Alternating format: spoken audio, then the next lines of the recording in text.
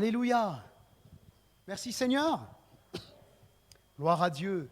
Voilà, ce matin, pour commencer le message, j'aimerais vous lire une citation que j'ai trouvée il y a quelque temps, en fait, qui m'a interpellé. Et jusque-là, je ne m'étais pas arrêté sur cette citation. Et elle va s'afficher à l'écran, cette citation, qui est une phrase, en fait, d'un conférencier américain spécialiste dans la motivation, Zig Ziglar, et qui dit « Ton attitude plus que tes aptitudes détermine ton altitude ». Et dans nos milieux chrétiens, certains ont repris cette citation en affirmant la chose suivante: notre attitude détermine notre altitude spirituelle. Est-ce que vous êtes d'accord avec ça? Notre attitude détermine notre altitude spirituelle. Je paraphrase. Ton attitude va forcément avoir des répercussions. Enfin, ton attitude, en gros, fait si tu es un bon chrétien ou pas un bon chrétien. Si tu es quelqu'un de spirituel ou pas quelqu'un de spirituel. Et moi, je vous avoue que, bien sûr que nos attitudes montrent quelque part ce qu'il y a au fond de nos cœurs, ça c'est sûr. Mais je crois bien plus que notre altitude spirituelle ne dépend pas de notre attitude, mais c'est parce qu'on est proche de Dieu, nos attitudes seront différentes. En réalité, notre altitude spirituelle, notre relation avec Dieu va influencer nos attitudes. Et voyez-vous, plus je suis proche de Dieu, plus Dieu va m'aider à avoir les bonnes attitudes, ce qu'on appelle le fruit de l'esprit.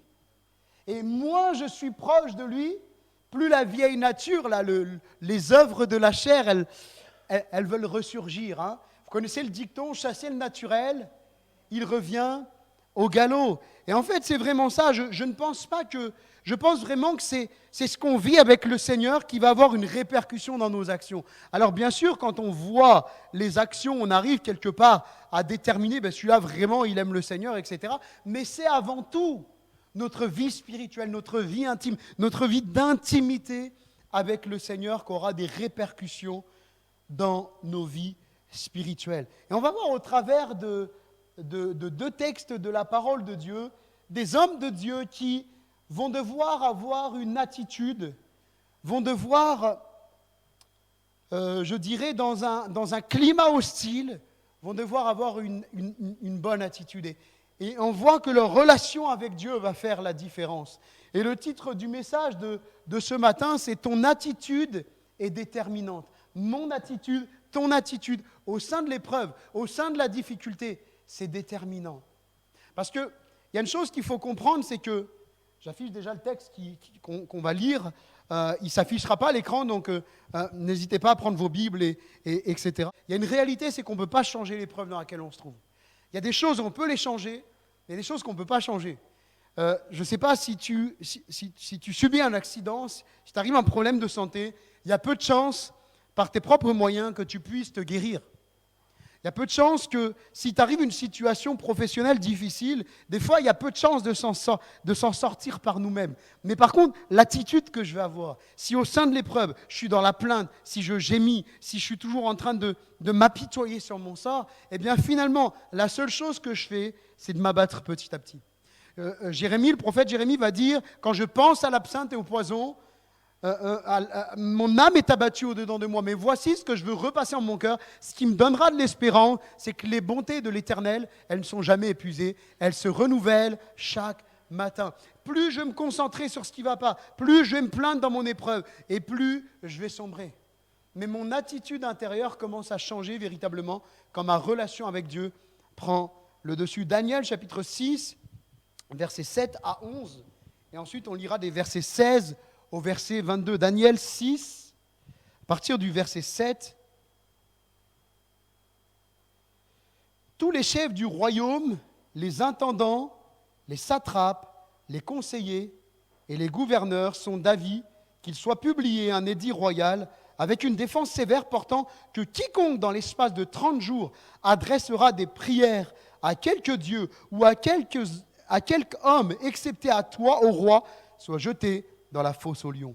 Maintenant, roi, confirme la défense et écris le décret afin qu'il soit irrévocable, selon la loi des Mèdes et des Perses, qui est immuable. Là-dessus, le roi Darius écrivit le décret et la défense. Lorsque Daniel sut que le décret était écrit, il se retira dans sa maison, où les fenêtres de la chambre supérieure étaient ouvertes dans la direction de Jérusalem. Et 3 fois le jour, on s'attend à ce qu'il ne prie pas, qu'il se taise parce qu'il a peur. Et 3 fois par jour, il se mettait à genoux, il priait, il louait son Dieu comme il le faisait auparavant.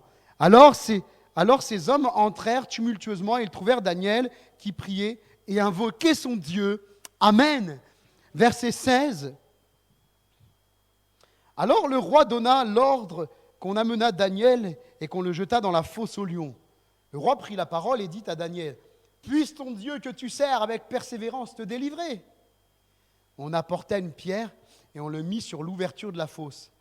Le roi la scella de son anneau et de l'anneau de ses grands, afin que rien ne fût changé à l'égard de Daniel. Le roi se rendit ensuite dans son palais, il y passa la nuit à jeun, et il ne fit point venir de concubine auprès de lui, et il ne put se livrer au sommeil. Le roi se leva au point du jour avec l'horreur et il alla précipitamment à la fosse aux lions. En s'approchant de la fosse, il appela Daniel d'une voix triste. Le roi prit la parole et dit à Daniel, « Daniel, serviteur du Dieu vivant, ton Dieu que tu sers avec persévérance, a-t-il pu te délivrer des lions ?» Et Daniel dit au roi, « Roi, vis éternellement, mon Dieu a envoyé son ange et a fermé la gueule du lion, qui ne m'ont fait aucun mal parce que j'ai été trouvé innocent devant lui et devant toi non plus. Ô roi, je n'ai rien fait de mauvais. » Amen. C'est un beau récit et qui vraiment encore nous parle, nous interpelle pour nos vies aujourd'hui. Ton attitude est déterminante. Lorsque on veut t'empêcher de prier. Et ce que Daniel va vivre, bien sûr, il le vit dans un contexte particulier. Mais moi, je crois que le diable se plaît toujours à créer des occasions pour nous empêcher de prier, pour nous dissuader de prier. Combien de fois ça a pu nous arriver d'arriver en fin de journée et de nous dire « Mais Seigneur, j'ai toujours pas prié ». Combien de fois ça a pu nous arriver de nous laisser prendre par l'activisme et puis de dire « Mais mince, je n'ai pas prié ». On voit en premier point ici que Daniel va garder une bonne habitude. Ce n'est pas le contexte dans lequel se trouve Daniel qui va changer son habitude, et l'habitude dont il est parlé, c'est de la prière. Au verset 10, c'est écrit « Il priait et louait son Dieu comme il le faisait auparavant ». Daniel, il se retrouve complètement, il est exilé, retiré de sa terre, retiré de sa famille, de son pays, on change son nom, etc. Mais il y a une chose qu'on n'arrive pas à changer, c'est l'habitude que Daniel a prise de prier.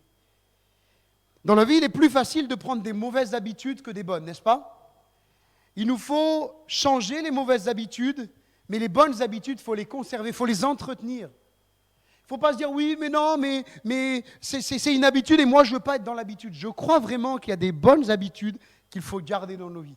Alors, je ne dis pas qu'il faut entrer dans de la routine, dans de la religiosité, parce que le problème, c'est bien souvent quand on fait les choses de façon religieuse, mais que le cœur n'y est plus.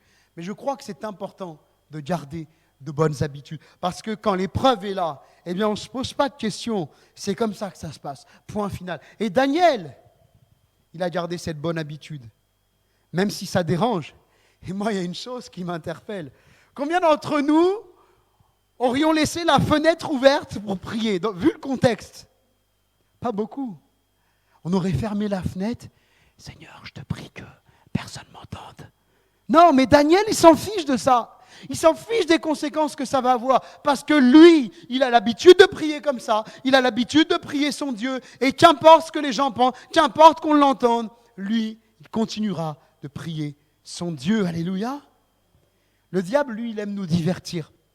Il aime nous distraire, nous empêcher de prier. Parce qu'il sait que moins nous passons du temps avec Dieu, plus nous serons faibles. C'est une réalité. Je suis le seul ou... Non.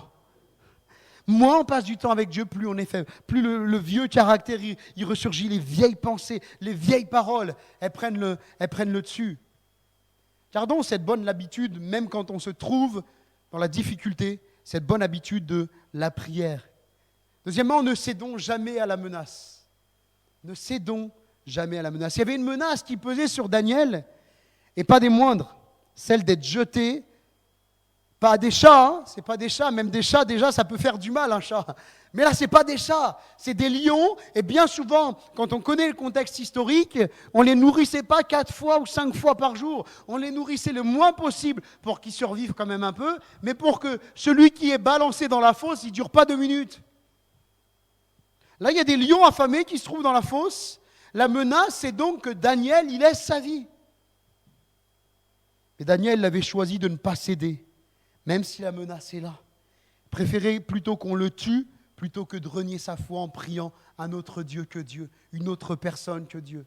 Et ça nous parle. Combien de nos frères et sœurs, au travers le monde même, sont exterminés, mis à mort, parce qu'ils ont refusé de se prosterner devant une idole, refusé d'adopter une religion. Et que toujours dans nos vies, nous soyons à l'image de ceux qui nous précèdent dans la gloire. Que nous soyons toujours de ceux qui disent « je refuserai d'adopter une autre religion », d'adopter une religion tout court. Parce qu'on ne vit pas sous le joug d'une religion, on vit une relation avec Dieu. Alléluia. Combien de personnes ont payé le prix de leur vie parce qu'ils ont refusé de servir un autre Dieu que Dieu. Ne cédons jamais à la menace. Parfois, on peut subir des menaces, des intimidations pour nous impressionner, nous déstabiliser, mais soyons fermes avec Dieu. Parce que Dieu veillera toujours sur nos vies. Dieu a su veiller sur Daniel, et le même Dieu qui a veillé sur Daniel, il veillera sur chacun d'entre nous. Vous savez, on est dans des temps bien particuliers, je le crois. Je crois que le Seigneur revient bientôt. Et vous savez, quand je vois même dans l'Apocalypse, ceux qui, après l'enlèvement de l'Église, après que le Seigneur soit revenu, vont donner leur cœur au Seigneur. L'Antichrist va les pourchasser, les mettre à mort. Les 2 témoins qui vont être mis à mort. Mais pourquoi ils vont être mis à mort? Simplement parce qu'ils auront refusé de renier Jésus. Ils auront refusé d'adorer la bête. Ils auront refusé de se prosterner devant la bête. Et moi, je crois véritablement que nous devons être ainsi. Ne cédons jamais à la menace. Notre Dieu doit continuer à avoir la priorité dans nos vies, et lui seul.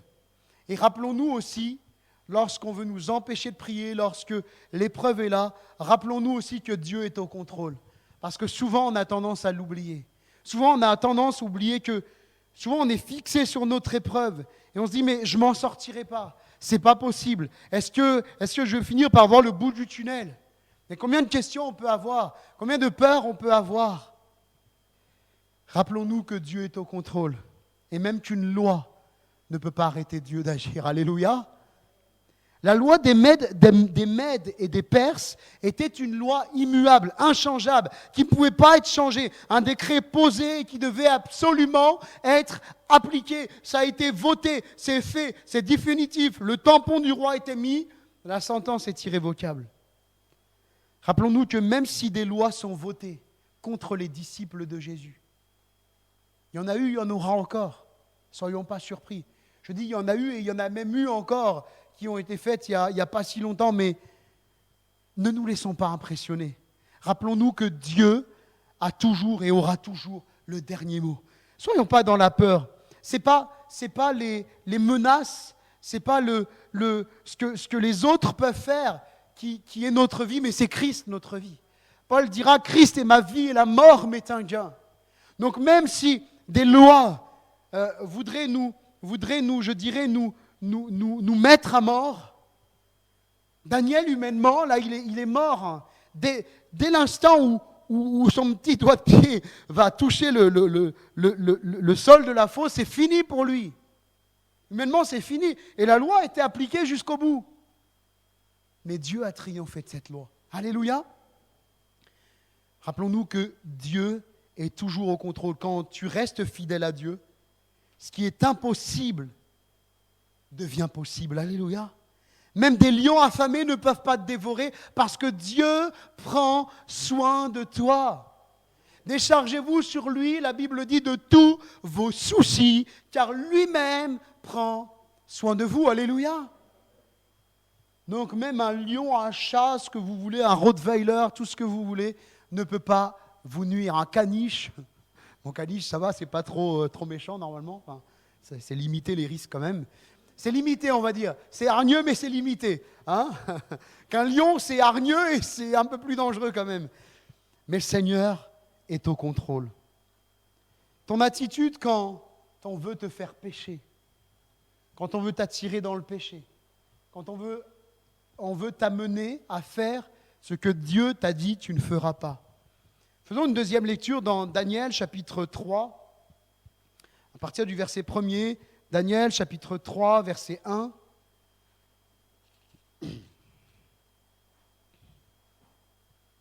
Daniel chapitre 3, verset 1. Le roi Nebuchadnezzar fit une statue d'or, haute de 60 coudées et large de 6 coudées. Et il la dressa dans la vallée de Dura, dans la province de Babylone. Le roi Nebuchadnezzar fit convoquer les satrapes, les intendants, les gouverneurs, et les grands juges, les trésoriers, les jurisconsuls, les juges, et tous les magistrats des provinces, pour qu'ils se rendissent à la dédicace de la statue qu'avait élevée le roi Nebuchadnezzar. Alors les satrapes, les intendants et les gouverneurs, les grands, les juges, les trésoriers, les jurisconsuls, les juges, et tous les magistrats des provinces s'assemblèrent pour la dédicace de la statue qu'avait élevée le roi Nebuchadnezzar. Ils se placèrent devant la statue qu'avait élevée Nebuchadnezzar. Un héros cria à haute voix, « Voici ce qu'on vous ordonne, peuple, nation, hommes de toute langue, au moment où vous entendrez le son de la trompette, du chalumeau, de la guitare, de la sambuc, du psalterion, de la cornemuse et de toutes sortes d'instruments de musique, vous vous prosternerez et vous adorerez la statue d'or qu'a élevée le roi Nebuchadnezzar. Quiconque ne se prosternera pas et n'adorera pas sera jeté à l'instant même au milieu d'une fournaise ardente. » C'est pourquoi au moment où tous les peuples entendirent le son de la trompette, du chalumeau, de la guitare, de la sambuc, du psalterion et de toutes sortes d'instruments de musique, tous les peuples, les nations, les hommes de toute langue se prosternèrent et adorèrent la statue d'or qu'avait élevée le roi Nebuchadnezzar. Et on va au verset 12.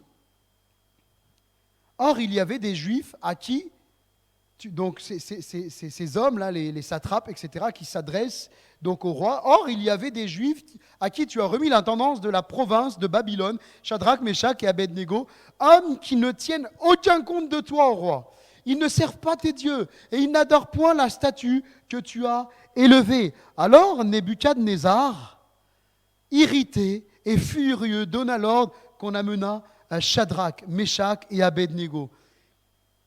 Et ces hommes furent amenés devant le roi.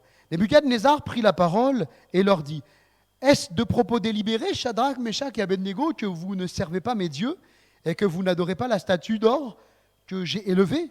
Maintenant, tenez-vous prêts. Et au moment où vous entendrez le son de la trompette, du chalumeau, de la guitare, de la sambuc, du psalterion et de la cornemuse et de toutes sortes d'instruments, vous vous prosternerez et vous adorerez la statue que j'ai faite. Si vous ne l'adorez pas, vous serez jetés à l'instant même au milieu d'une fournaise ardente. Et quel est le Dieu qui vous délivrera de ma main ?» Shadrach, Meshach et Abednego répliquèrent au roi Nebuchadnezzar, « Nous n'avons pas besoin de te répondre là-dessus. Voici notre Dieu que nous servons peut nous délivrer de la fournaise ardente. Et il nous délivrera de ta main, ô roi. Sinon, sache, ô roi, que nous ne servirons pas tes dieux et que nous n'adorerons pas la statue que tu as élevée. » Sur quoi Nebuchadnezzar fut rempli de fureur et il changea de visage en tournant ses regards contre Shadrach, Meshach et Abednego. Il reprit la parole et ordonna de chauffer la fournaise 7 fois plus qu'il convenait de la chauffer. Puis il commanda à quelques-uns des plus vigoureux soldats de son armée de lier Shadrach, Meshach et Abednego et de les jeter dans la fournaise ardente. Ces hommes furent liés avec leurs caleçons, leurs tuniques, leurs manteaux et leurs vêtements et leurs autres vêtements et jetés au milieu de la fournaise ardente. Comme l'ordre du roi était sévère et que la fournaise était extraordinairement chauffée, la flamme tua les hommes qui y avaient jeté Shadrach, Meshach et Abednego. Et ces 3 hommes, Shadrach, Meshach et Abednego, tombèrent liés au milieu de la fournaise ardente. Alors le roi Nebuchadnezzar fut effrayé et se leva précipitamment. Il prit la parole et dit à ses conseillers, « n'avons-nous pas jeté au feu 3 hommes liés? Ils répondirent au roi, certainement au roi. Il reprit et dit, eh bien, je vois 4 hommes sans lien qui marchent au milieu du feu et qui n'ont point de mal. Et la figure du 4e ressemble à celle d'un fils des dieux. Amen, alléluia. Gloire à Dieu. Le premier point de ce deuxième point, l'attitude quand on veut nous faire pécher, c'est de ne pas céder à la pression de la foule. C'est marqué au verset 7 que tous se prosternèrent devant la statue. Tous, de tout peuple, de toute langue, tous se prosternent devant la statue. Il y a une pression qui voudrait pousser Shadrach, Meshach et Abednego à obéir. Si tout le monde le fait, c'est que c'est forcément bien. Si tout le monde s'exécute, Shadrach, Meshach, Abednego, pourquoi vous ne le faites pas? Vous qui pourtant êtes au service du roi. Il y a une chose à considérer, c'est que Shadrach, Meshach et Abednego sont plus au service de Dieu qu'au service du roi. L'ordre par lequel, par-dessus, ne transigeront pas, c'est l'ordre de Dieu. Vous savez, tels les apôtres, quand on va leur dire de ne pas prêcher le nom de Jésus, ils vont dire, jugez bon s'il est préférable d'obéir aux hommes plutôt qu'à Dieu. Ce n'est pas ceux qui sont en nombre qui ont forcément raison. N'oublions pas qu'on arrive dans les temps de la fin. C'est marqué que l'amour du plus grand nombre se refroidira, que plusieurs se donneront à des foules de docteurs, qu'ils auront la démangeaison d'entendre des choses agréables. Et là, on parle bien de foule, on parle bien de nombre. Et ne nous trompons pas, ce n'est pas toujours la foule, le nombre, qui a raison. Ne soyons pas de ceux qui cèdent à la pression de la foule. J'aimerais vous raconter un peu, je ne sais pas si vous êtes au courant, vous pouvez trouver ça sur toutes sortes de sites internet, il n'y a absolument rien de caché. Durant l'Allemagne nazie, il faut savoir qu'une grande majorité du protestantisme a soutenu les idées nazies. Ça peut paraître surprenant, mais c'est une réalité. Il y a une église, quand vous faites des recherches, l'église protestante évangélique d'Allemagne, qui va devenir l'église du Reich.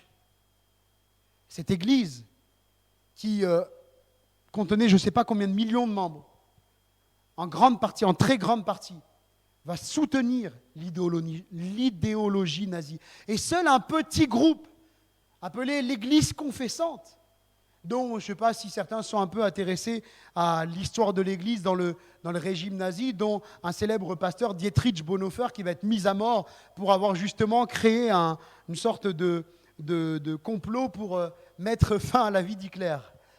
Parce qu'il considérait qu'il valait mieux qu'une personne soit exterminée plutôt que des millions de personnes soient exterminées. C'est une façon de voir les choses, bien sûr. Mais vous voyez, là, c'est une majorité de chrétiens qui soutiennent une idéologie. Mais est-ce que cette majorité avait raison? Non. Cette majorité n'avait pas raison. Et même s'ils se revendiquaient du nom de protestants, du nom d'évangéliques, ne nous laissons pas impressionner par les étiquettes. Avant d'être évangélique, on est des disciples de Jésus. Évangélique, ça veut tout et rien dire. Chrétien, ça veut tout et rien dire aujourd'hui. Mais nous, on est des disciples de Jésus. Ne nous laissons pas impressionner par le nombre. Non, la foule n'a pas toujours raison. Et si, comme Daniel, on veut faire pression sur moi pour que je fasse quelque chose qui est contraire à ce que Dieu me dit, eh bien que je sois en mesure et en capacité de dire, Seigneur, je te servirai, je t'obéirai, même si j'ai la pression en face, même si une foule, même si une majorité de personnes me mettent la pression, moi je veux obéir à ta parole. C'est ce qui m'importe.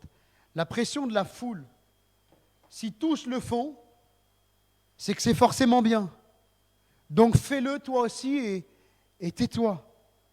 Et ce qui doit primer dans nos vies, ce qui doit primer dans nos vies, ce n'est pas ce que les autres pensent, ce n'est pas ce que les autres disent, même s'ils sont majoritaires, mais ce qui doit primer dans ma vie, c'est ce que la parole de Dieu dit. Parce que la parole de Dieu, elle est immuable. Soyons déterminés à obéir à la parole de Dieu. Daniel et ses amis, Shadrach, Meshach et Abednego, étaient déterminés à obéir à la loi de Dieu qui dit « Tu ne te prosterneras point devant un autre Dieu car l'Éternel porte le nom de jaloux. Il est un Dieu jaloux. » Exode 34, verset 14. Frères et sœurs, dans une pensée religieuse ambiante qui veut nous pousser à l'idolâtrie. Non, pas dans le milieu évangélique, surtout pas. On ne pratique pas l'idolâtrie dans le milieu évangélique. L'idolâtrie du moi, de la personnalité. Plus de moi, moins de il. Plus de moi dans nos chants, je me fais du bien, c'est bon pour moi. Dieu, t'es bon pour moi. Dieu, tu me connais. Et moins de il. Le culte de la personnalité, c'est de l'idolâtrie. Hein, où l'évangile de Dieu est détourné pour être centré sur l'homme. À coup de saisis ton potentiel, empare-toi de tes rêves, saisis ta destinée. Quel potentiel vous avez, vous?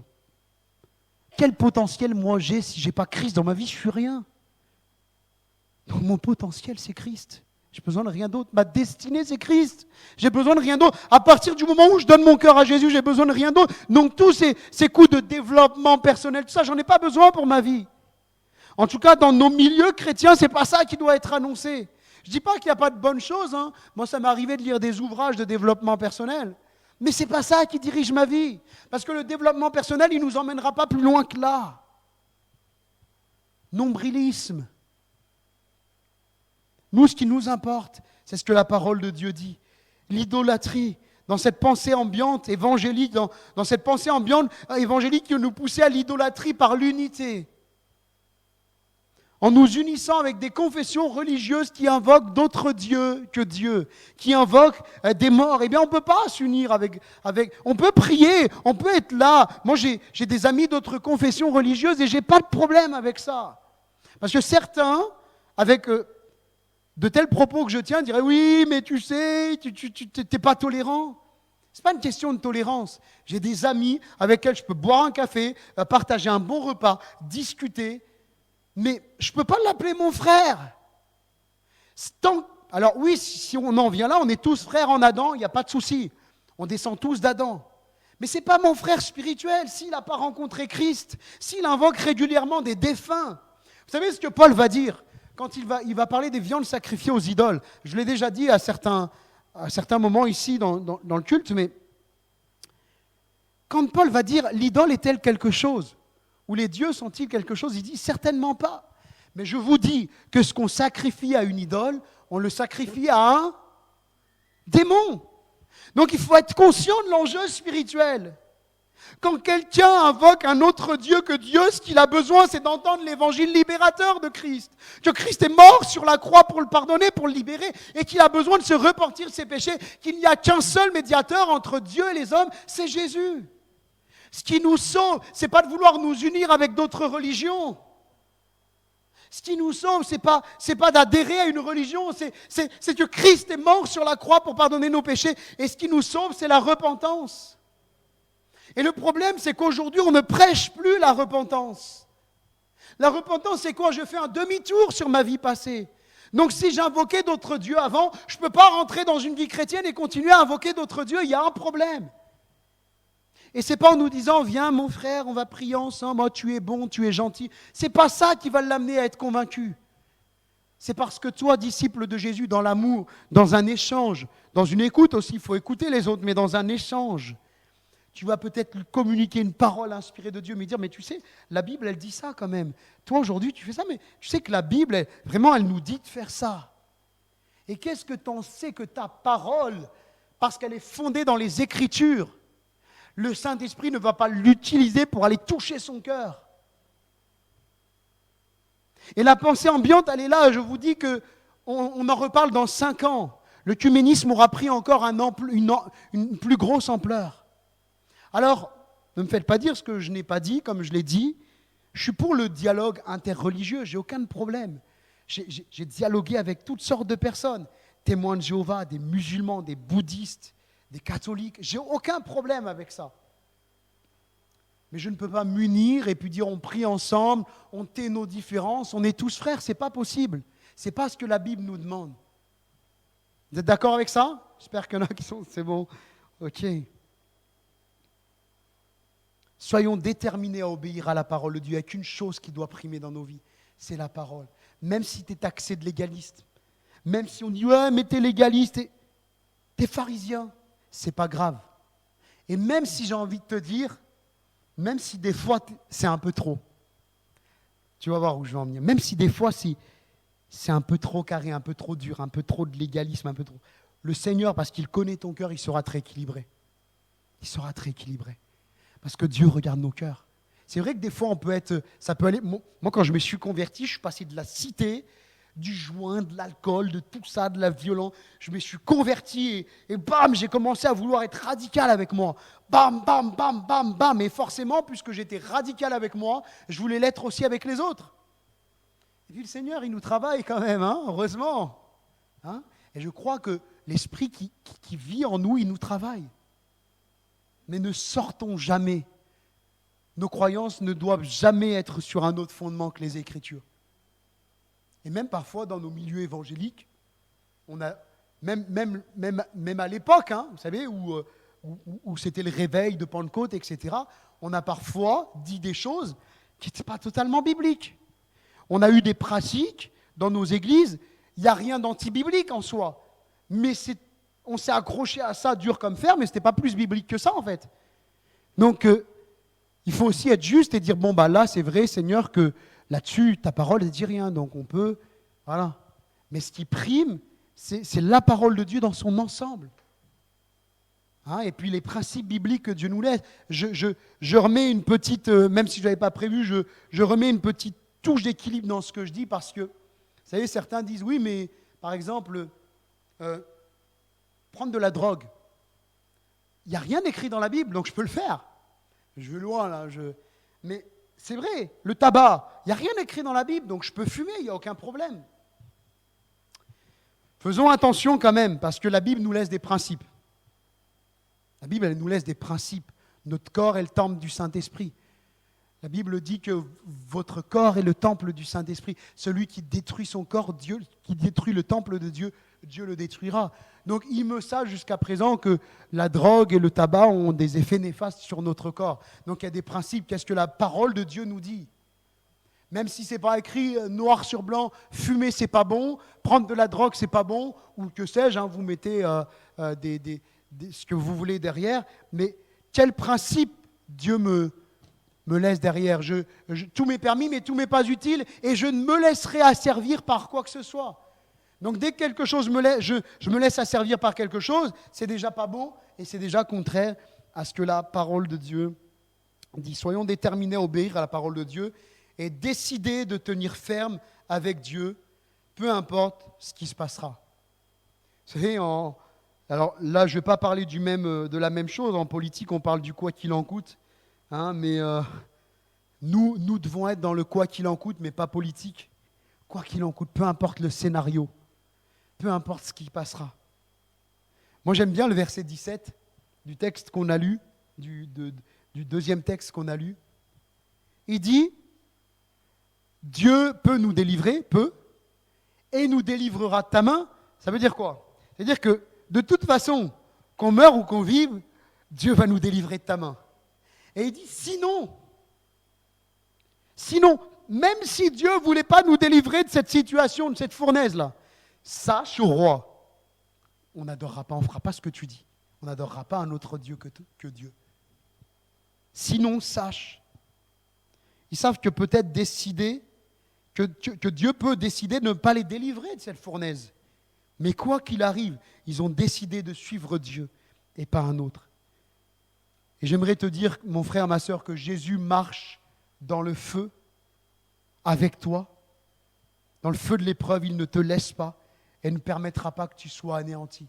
Vous voyez dans je ne sais pas vous, bien sûr, c'est que mon interprétation, je sais que plusieurs la partagent dans les milieux théologiques, mais quand je vois le roi dire « je vois un quatrième homme semblable à un fils des dieux », il décrit que ce qu'il connaît en disant des dieux, bien évidemment. Mais moi, je vois Jésus marcher avec ces trois hommes-là, ces trois hommes de Dieu. Je vois Jésus qui est là, dans le feu, alors que tu ne le vois pas, alors que je ne le vois pas, alors que je me trouve dans l'épreuve et que je suis au bord des larmes, que j'en peux plus, que ça chauffe, je me sens pas bien. Jésus, il est là, il marche avec moi. Jésus, il est là, il marche avec toi. Jésus ne t'abandonnera pas, mon frère, ma sœur.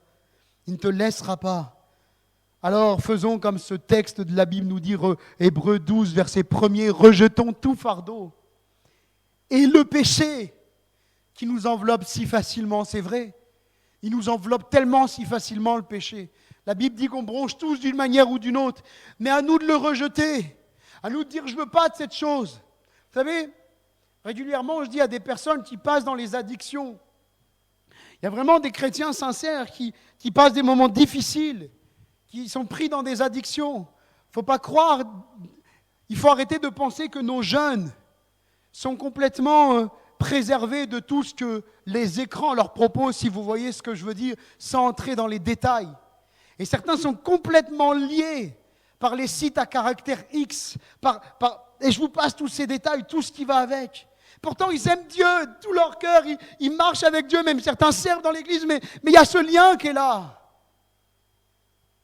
Et puis, je leur dis souvent, mais tu sais ce qu'il faut faire, continue de te battre, continue de rejeter ce péché, continue de le combattre. Oui, mais j'en ai marre parce que chaque fois que je demande pardon à Dieu, mais je recommence après. Mais est-ce que tu es sincère ou tu es un hypocrite? Est-ce que tu le fais pour tranquilliser ta conscience ou parce que tu aimes Dieu et tu es triste de ça?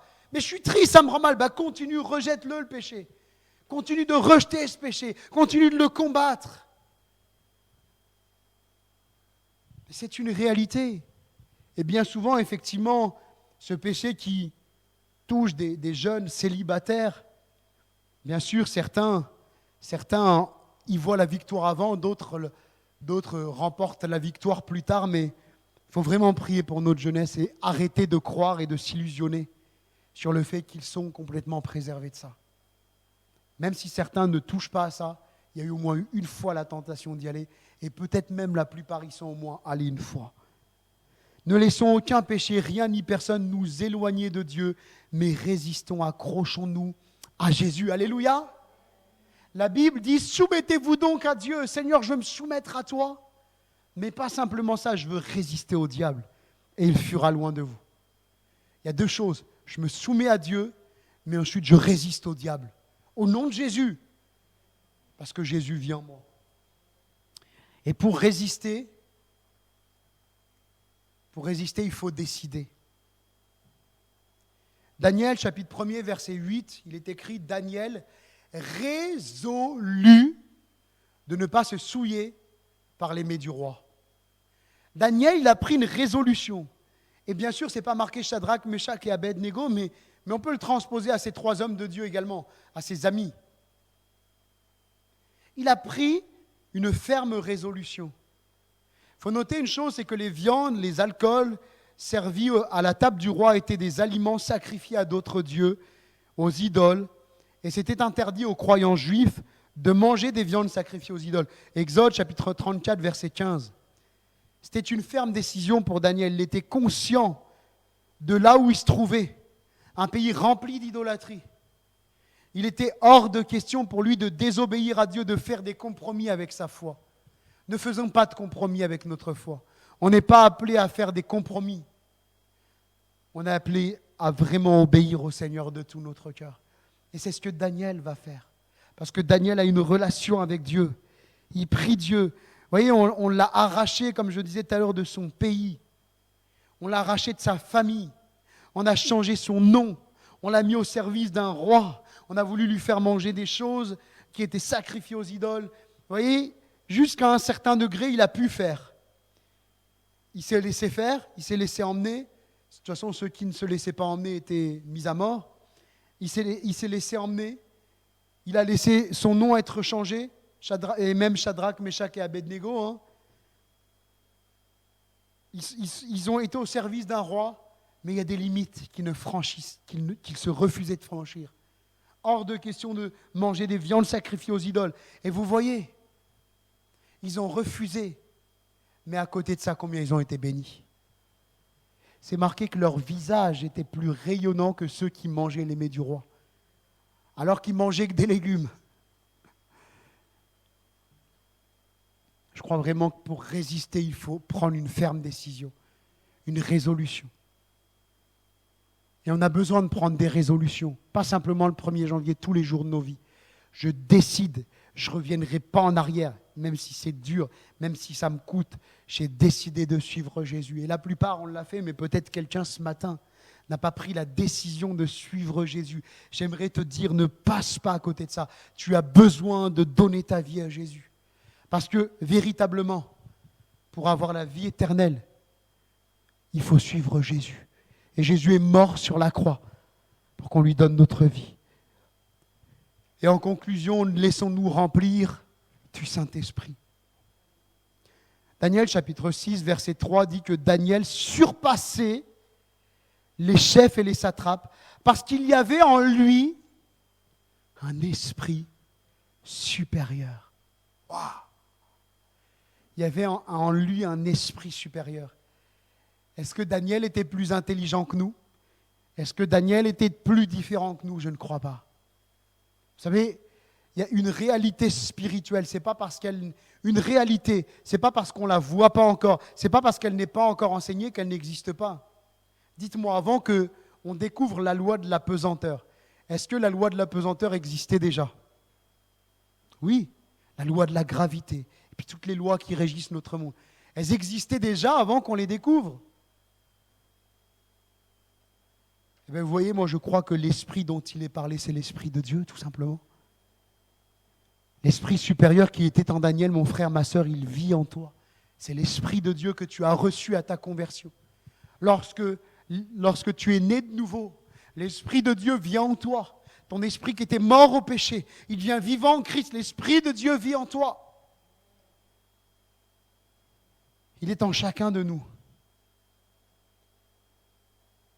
Nous avons besoin de nous laisser remplir du Saint-Esprit chaque jour, d'entretenir cette vie de l'Esprit qui nous inspire dans nos actions, nos paroles, nos pensées, là où on doit aller. Éphésiens chapitre 5, verset 18 nous dit « Soyez remplis de l'Esprit ». Pourquoi Paul a besoin de le rappeler? Pourquoi Dieu a besoin de le rappeler? Parce que c'est une nécessité pour nos vies. On a besoin de se laisser renouveler, se laisser remplir du Saint-Esprit. Premièrement, dans notre vie, et je ne parle pas là, premièrement, du baptême dans le Saint-Esprit, je parle d'abord de l'Esprit qui vient en nous. On a besoin d'entretenir notre communication avec Dieu, pour que l'Esprit ait toujours toute la place en nous. Et puis, bien sûr, dans notre vie de l'Esprit, dans le baptême, dans le Saint-Esprit, on a besoin de se laisser renouveler. Regardez, Jésus, avant d'aller au désert, le Saint-Esprit, lorsqu'il est baptisé, descend sur lui. Et c'est marqué quand il sort du désert qu'il est rempli de l'Esprit. Et on a besoin également de dire, Saint-Esprit, viens toujours me remplir, m'immerger dans ta présence. Je veux toujours être rempli de toi. Quand nous nous laissons remplir par le Saint-Esprit, c'est alors que nous ferons la différence. Je paraphrase ce que Jean-Baptiste va dire, plus de lui, moins de moi. Il faut que Jésus grandisse. Il faut que moi je diminue. Et combien de fois on cherche à diminuer le moi, on n'y arrive pas. Si on laisse Jésus grandir, le moi va diminuer. Plus de l'Esprit de Dieu, plus l'Esprit de Dieu prendra place en nous, et plus il nous aidera à bien réagir face aux événements que nous traversons, à avoir les bonnes attitudes. Finalement, plus je prends de l'altitude spirituelle, plus je suis ancré en Dieu, et plus Dieu va me donner d'avoir les bonnes attitudes. Et quand une mauvaise attitude surgit, eh bien c'est là où je dois dire, Seigneur, je te demande pardon, et maintenant il faut que ça change. Je ne veux plus recommencer ce que j'ai fait. Alléluia, notre attitude dans l'épreuve sera déterminante. Ayons toujours la bonne attitude, une attitude remplie, un cœur rempli du Saint-Esprit. Vous savez, c'est un peu, la vie spirituelle, c'est un peu, vous connaissez la pub pour Activia, actif à l'intérieur, ça se voit à l'extérieur.